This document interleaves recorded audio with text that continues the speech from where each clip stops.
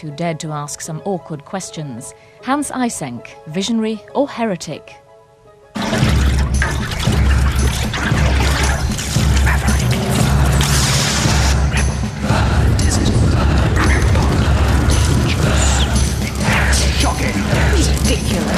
First evolutionary.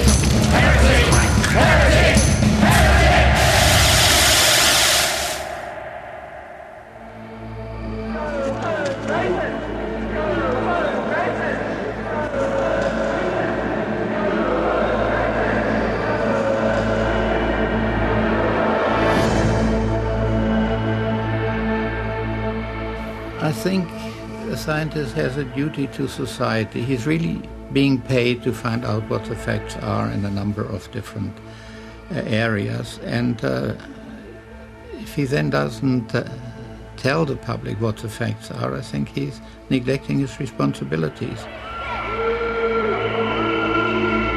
That's one thing a scientist owes society, the truth, as he sees it. And I don't think he should be frightened from that by reactions by newspapers, media and so on, or ill-advised students and other people who don't want to know. Even a right idea is often, first of all, encounters a good deal of hostility. Remember Galileo or Darwin or any of the famous scientists. Obviously, if you have original creative ideas, they must be novel, and therefore the people who hold the orthodox views must dislike it and criticize you for it. That's obvious. It always happens. So you have to have a certain degree of intellectual courage to keep on with it, regardless of that kind of criticism.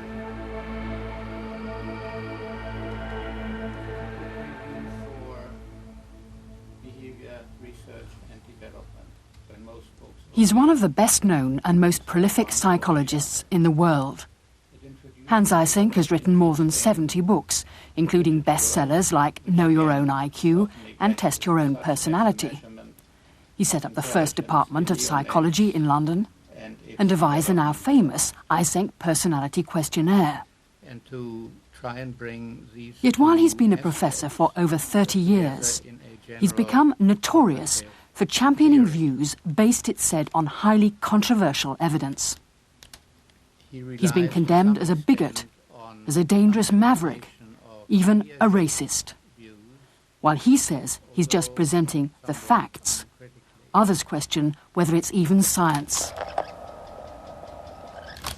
When I started out in science, I felt a bit like a big friendly dog who gets kicked in the teeth because of the reception that original ideas received by other people. I found that many people preferred their illusions to facts and were rather cross when you pointed out that the facts weren't in agreement with what they were thinking. Eysenck left Germany at the age of 18. By 39, he was professor of his own department, pursuing a career that has hotly divided critics ever since. I think Hans Eysenck conforms particularly strongly to one type. That is to say, the man who can't lose any step in any argument without feeling that he's lost face. Now, when you get beaten in an argument by somebody who's not politically correct but almost rejoices in being politically incorrect, they hate him, and they hate him for his success and the ease at which he does things. Oh, there's no doubt about it that his critics are very often arguing from the point of view of ideologies. There's no doubt about it. But in science, you can't have two sets of facts that contradict themselves. Either he's right or he's wrong. He has absolute right for free speech. He has an even more absolute right to promote scientific truth. That's what science is all about. However unpalatable that truth may turn out to be. My problem with his argument is that I don't believe it to be the truth. In 1970, Eysenck published his now notorious book on race and intelligence. This interpreted the results of IQ tests taken by white and black Americans. He caused an outcry. Now, it has been known for 80 years or more that in the United States there are quite marked differences in IQ between blacks and whites, of about 15 points of IQ. And the question really is, what causes it? It used to be taken for granted that the causes were environmental, but the improvement in the state of blacks has never been reflected in any change in IQ. Also, there are a number of experiments to disprove some of the environmental theories. For instance, it isn't true that black children do better on tests if they're tested by blacks than by white testers and so on. Even if you take black and white children whose parents are equal in socioeconomic status and who go to the same school, there's still a difference of about 12 points and so on. So really, the only contribution I made was to summarize the evidence and to suggest that this was a very important area in which we simply didn't know the answer. And even that brought down the house on me, as it were, because some people simply didn't want to know about the evidence, about the facts. They wanted everybody to say, sort of on a priori grounds, no, obviously everybody's equal. I like to think, perhaps wrongly, that I know the literature fairly well in human genetics. I have never seen a single piece of published evidence which I believe that shows any genetic difference in ability between black people and white people. The race and IQ story is a fairly ugly one. People who normally like to think of themselves as scientists, rigorous, abandoned all rigour and scientific principle and just started to argue as politicians. And they saw this evidence that black children weren't benefiting in the way that people had claimed from special educational provision, and wanted to confront society at large with that body of evidence and wanted to say that this doesn't prove that blacks are inferior, but my God, it suggests it. And you should take note of that. And many people had that impulse. I think Eysenck succumbed to it pretty fully, but he absolutely wasn't alone.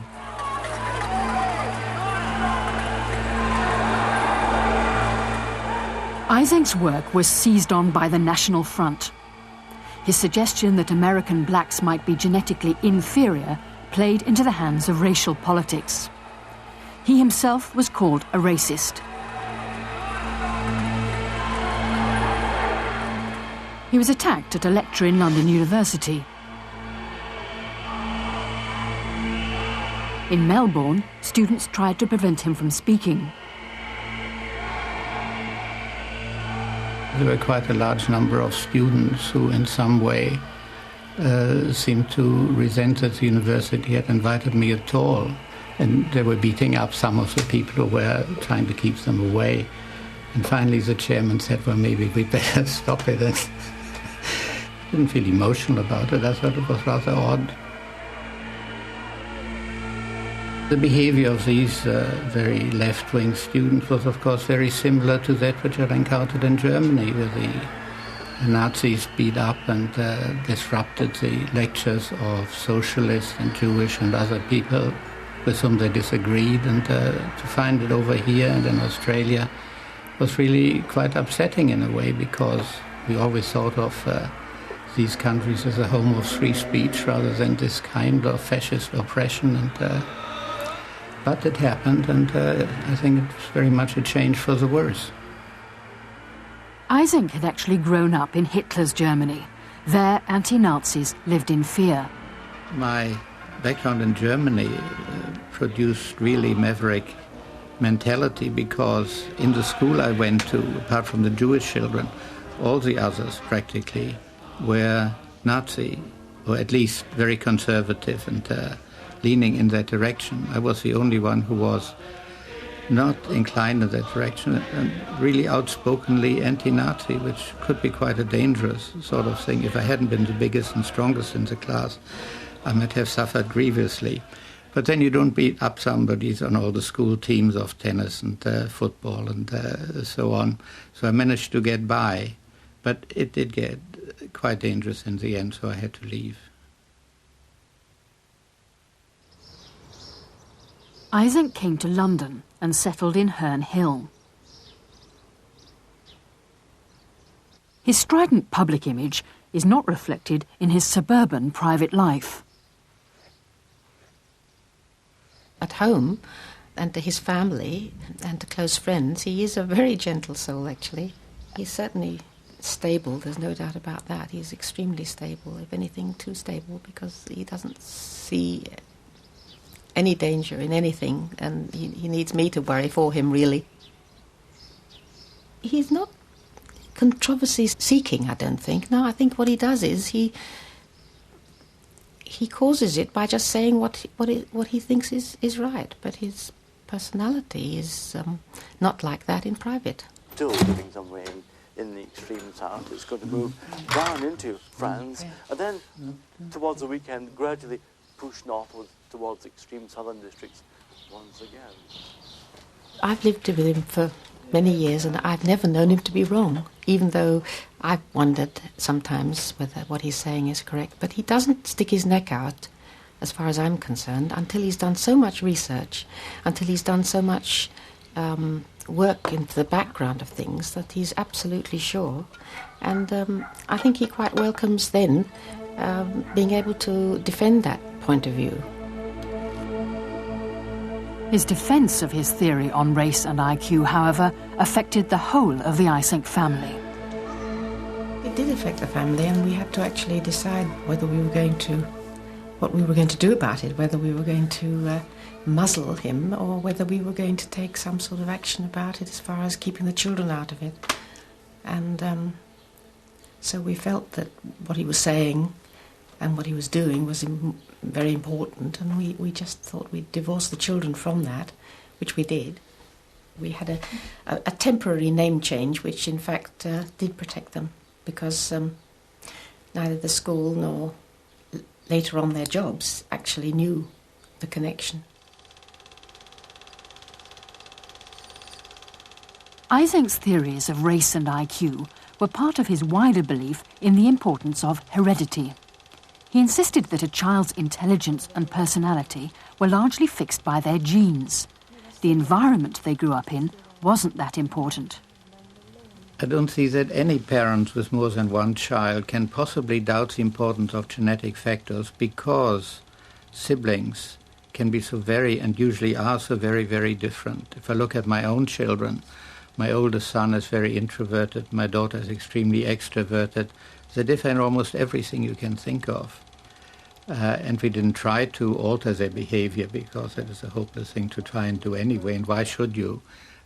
You don't know any better than they do how they should behave or what they're going to be. So I think differences in children in the same family are very powerful proof of the importance of genetic factors. Emphasising the role of genes and playing down the importance of childhood experiences prepared the way for Eysenck's next major attack.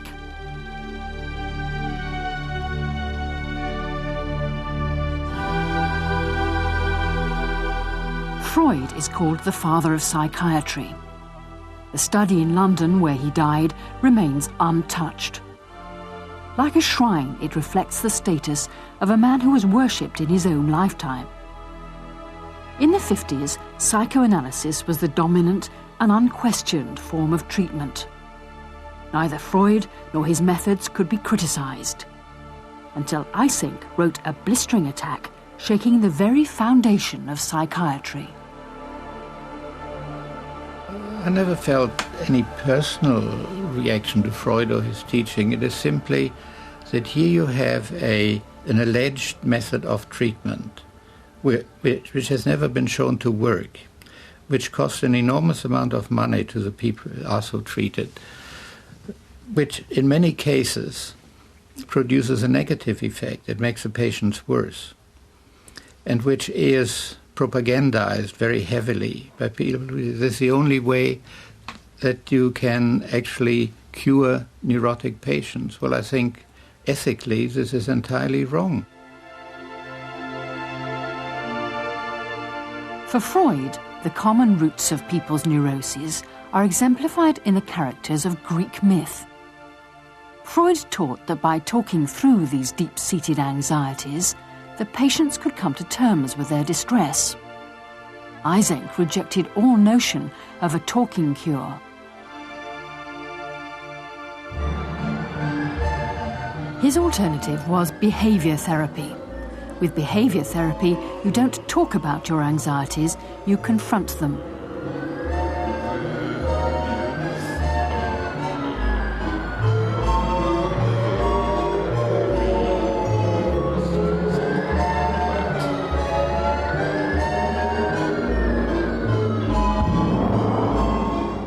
Psychoanalysts believe that behavior is produced and can be changed by talking, whereas behavior therapists believe that behavior is primary and causes the attitude of the person to change. If you change the behavior, you change his attitude.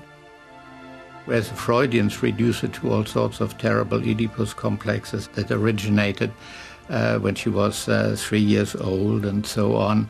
But it doesn't have any effect. This type of treatment based on an entirely mental concept of that kind simply doesn't work. When I first wrote on the lack of success of psychoanalysis as a therapy, there were several other people who had exactly the same views, who read the same evidence and who presented it in articles. I showed my article to one of them, and he almost blanched, and he said, "You can't say that. We have to collaborate with these people and work with them and so on, and you have to tone it down." I said, if you tone it down, nobody will listen. It's important to put it quite clearly and fundamentally, not to try and tone it down and make peace with the other side and so on.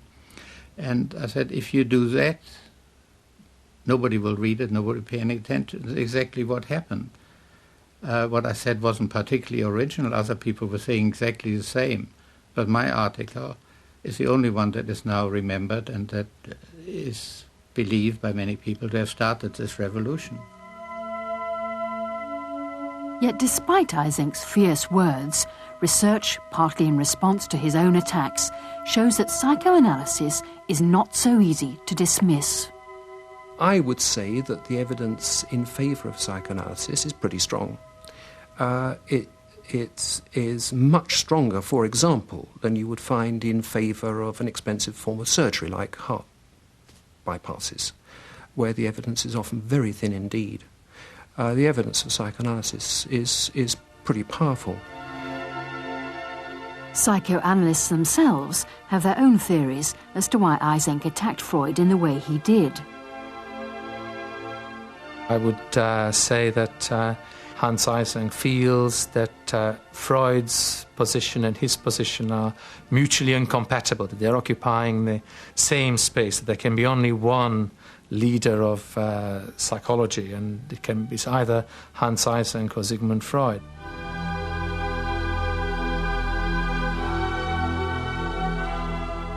Eysenck's childhood, in the way that he reveals it to us, indicates a person who wasn't attended to very carefully, whose achievements, perhaps, whose childhood achievements, you know, his first steps or his first time he rode on a bicycle or whatever, weren't noted as sensitively and as attentively as a lot of other children's achievements are. I think, and most psychoanalysts would agree with me, that when a child is confronted with that kind of early environment, they have to protect themselves from that kind of insensitivity. And one of the ways they can protect themselves is by developing a kind of hard skin, a robustness, which helps them deal with a lack of sensitivity or lack of attunement in their immediate environment. In fact, in a way, I wasn't brought up at all. My parents were divorced and I hardly ever saw them. They were traveling around the country, acting and making films and so on. I was brought up, if that's the word, by my grandmother, who was very loving, but certainly not a disciplinarian, and I pretty well could do what I liked and what I wanted. And So I had no upbringing at all in that sense. Did you say I'll feel better smoking, Philip Morris? Yes, you'll feel better. And here are the reasons why.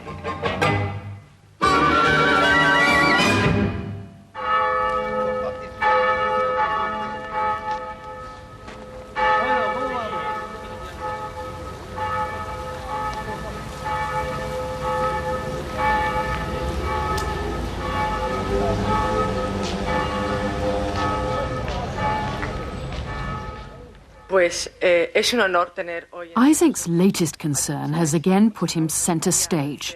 To the horror of the medical establishment, his message now is smoking does not cause cancer.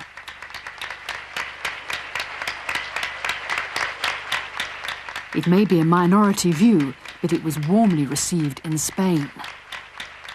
There's a lot of propaganda about the terrible effects of smoking on cancer, coronary heart disease, and so on. People producing all sorts of wholly imaginary figures of how many millions of people lose their lives because of that. Now, I'm not denying for a minute that smoking is a risk factor for cancer and coronary heart disease. But there is no direct evidence that it is a cause of cancer and coronary heart disease. There are hundreds of different risk factors for all these diseases. Eysenck's claim is that health or illness depends on how you handle stress, and this depends on your personality. I predicted that cigarette smoking would be much more common among extroverted people than among introverted people. We did a large-scale study to discover this was indeed so. The people who had strong difficulties in expressing their emotions were 6 times as likely as those who did manage to express their emotions to contract lung cancer. Leading medical researchers find Eysenck's claims incredible. As far as lung cancer is concerned, since more than 90% of the deaths from lung cancer in Britain are caused by tobacco, I can't see how any other factor could be a cause of more than 6 times as many deaths as smoking is. I mean, you've only got 100%. You can't cause more than 100% of the disease. I'm quite happy to say that there might be some psychological, genetic, nutritional factors which make smoking more dangerous or less dangerous to the individual, but still, smoking is a cause of more than 90% of the deaths from lung cancer in this country. And you can't have anything being 6 times as important as that as a cause of lung cancer. Before you smoke another cigarette, ask yourself, do you have a big nose to filter out all the nicotine? If his statements were taken seriously, then they might make people who would otherwise give up smoking less likely to do so, and this might cause a number of unnecessary deaths. I don't know how seriously his ideas get taken. I do know that there's no serious scientific foundation for them.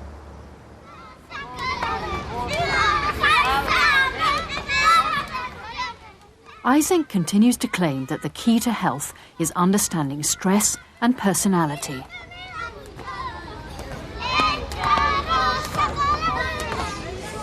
The medical profession hasn't been taught anything about stress, about personality and so on, and they don't want to know. But in 10, 20 years' time, I'm sure they get down to it and find out this really is very important.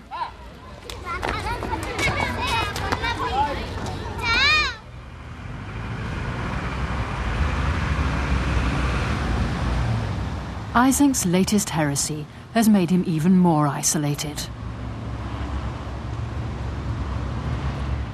I think it's fair to say that Professor Eysenck adds to the level of public entertainment. It's rather pleasant to see science enlivened by a bit of buffoonery, and I don't object to that. However, I think he himself, if he was being frank with himself, would see that he's now become more than a parody of what he set out to be. So perhaps it's time he stepped back and looked what he actually now is.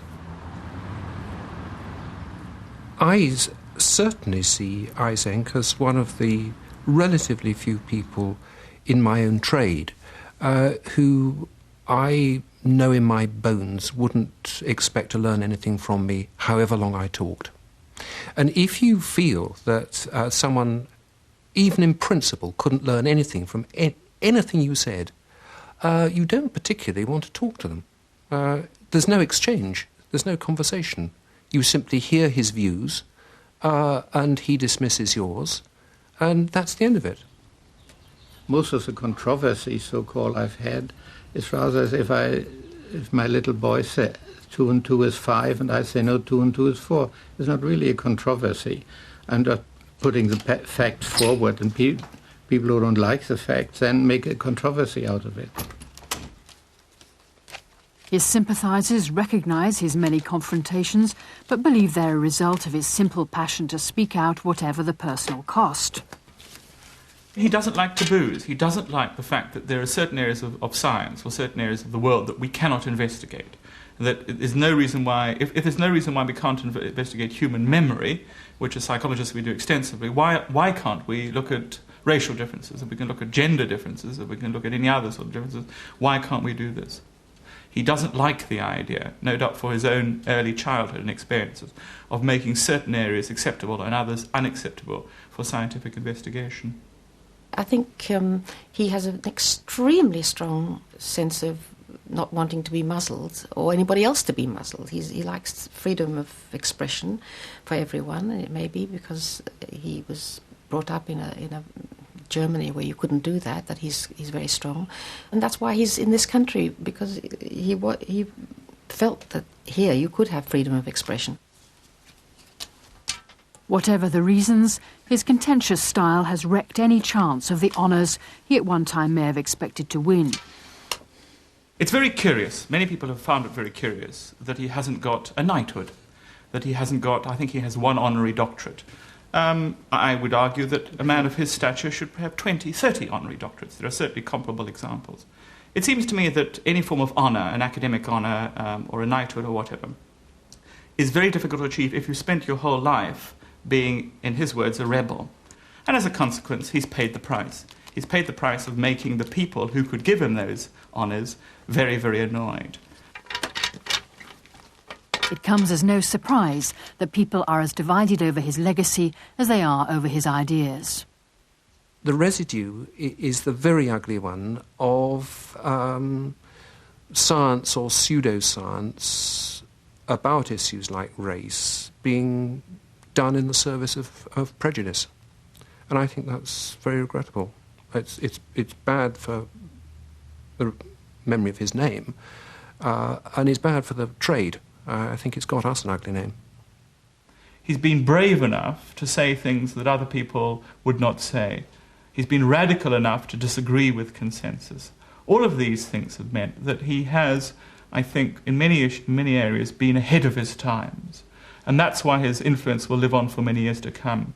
There's nothing sadder than a scientific maverick who is wrong, and I think probably knows he's wrong, unwilling to accept the fact. And that, I fear, is the position which Professor Eysenck finds himself in now. I'm not a maverick at all. This is just an impression given by the media because I like to give that kind of impression, and because I don't like the facts, or many of the facts, like the genetic importance in intelligence and personality. They like a kind of egalitarianism and so on, the politically correct, etc. From that point of view, of course, I don't like it, but nevertheless it is a fact of life. And all I'm doing is presenting the facts of life and get clobbered accordingly.